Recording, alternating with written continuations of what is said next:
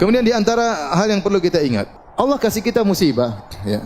Allah kasih kita ujian. Di antara hikmahnya agar Allah ingin melihat seorang hamba beribadah dengan berbagai macam model ibadah. Ada orang diberi ibadah dengan ibadah bersyukur, maka dikasih kenikmatan agar Allah lihat dia bagaimana bersyukur kepada Allah. Terkadang Allah kasih dia musibah agar Allah lihat bagaimana cara dia beribadah kepada Allah dalam kesulitannya. Dan betapa banyak ibadah yang muncul tatkala orang dalam penderitaan, yang tidak mungkin dilakukan oleh seorang yang sedang menghadapi kenikmatan, mendapati kenikmatan. Coba antum bayangkan seorang tatkala sedang diuji, hatinya benar-benar terenyuh kepada Allah Subhanahu wa taala. Harapannya hanya kepada siapa? Allah Subhanahu wa taala. Kalau dia berdoa dia menangis. Yang itu mungkin tidak didapatkan oleh orang-orang yang dapat kesenangan. Ya.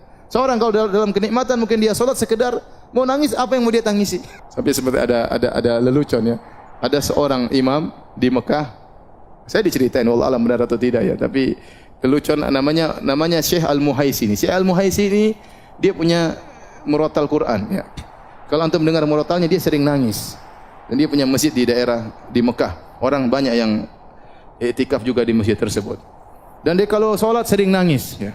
Kemudian suatu hari ada seorang dari Mesir kemudian salat situ, senang dengar imamnya salat sambil nangis-nangis. Kemudian dia tanya, "Siapa imamnya itu?"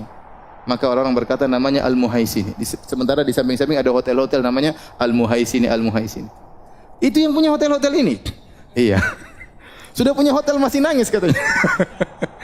Bisa jadi memang seorang dalam ketentramannya, dalam kebahagiaannya dia menangis, tapi itu jarang. Ibadah yang keluar dari hati seorang tatkala sedang diuji dengan musibah itu luar biasa, ya. Luar biasa. Makanya terkadang seorang lilit utang, dia berdoa kepada Allah Subhanahu wa taala. Dan utangnya tidak dilunas-lunaskan oleh Allah Subhanahu wa taala. Karena Allah tahu kalau hutangnya lunas dia berhenti berdoa kepada Allah Subhanahu wa taala. Kalau hutangnya lunas dia tidak lagi salat malam kepada Allah Subhanahu wa taala. Bahkan terkadang Allah menambah hutangnya sehingga dia benar-benar terjepit, sehingga dia tahu apa arti tawakal. Dia tahu apa arti apa? Tawakal. Betapa banyak orang diajari oleh Allah dengan tawakal setelah dijebak dengan ujian yang sangat berat, tidak ada yang bisa menolong dia seorang pun. Tidak ada yang bisa menolong dia kecuali siapa?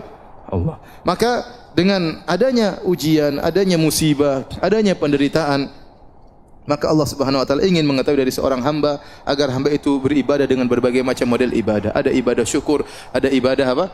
Ada ibadah sabar, ya. Ada ibadah sabar dan demikianlah, ya. Kita lihat Nabi Muhammad SAW beribadah dengan bersyukur, beribadah dengan bersabar.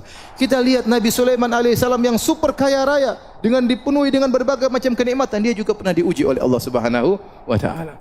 Lihat Nabi Ayub yang pernah kita sampaikan kajian, pernah diberikan kekayaan yang luar biasa dan pernah dikasih sakit yang lama. Dia pernah beribadah kepada Allah dengan syukur dan dia pernah beribadah kepada Allah dengan sabar.